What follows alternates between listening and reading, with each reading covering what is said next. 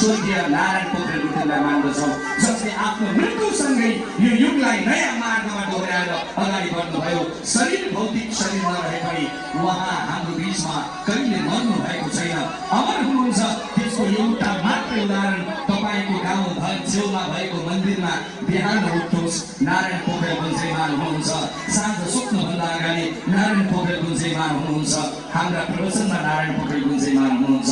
त्यस्ता युग पुरुषको एक मात्र सुन्दर स्थिति जसले पिताश्रीको निधन पछाडि थुप्रै गुन्जनहरू बाधाहरू थिए होला, थुप्रै उतार चढावहरू थिए होला जीवनमा म के गर्छु भनेर सोचका साथमा आफ्नो स्टडीमा अगाडि बढाउनु भएको थियो होला।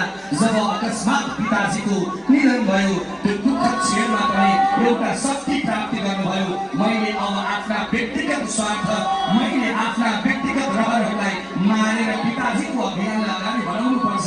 पिताजीको अभियानलाई अगाडि बढाउनु नै म सच्चा पिताजीको छोरो भएको ठहरिन्छ भन्ने सोचेर मलाई लाग्छ विज्ञानको विद्यार्थी, मलाई लाग्छ एउटा युनिभर्सिटीको प्राध्यापकका रूपमा आफूलाई हेर्दै हुनुहुन्थ्यो होला, एउटा वैज्ञानिकका रूपमा आफूलाई अगाडि बढाउने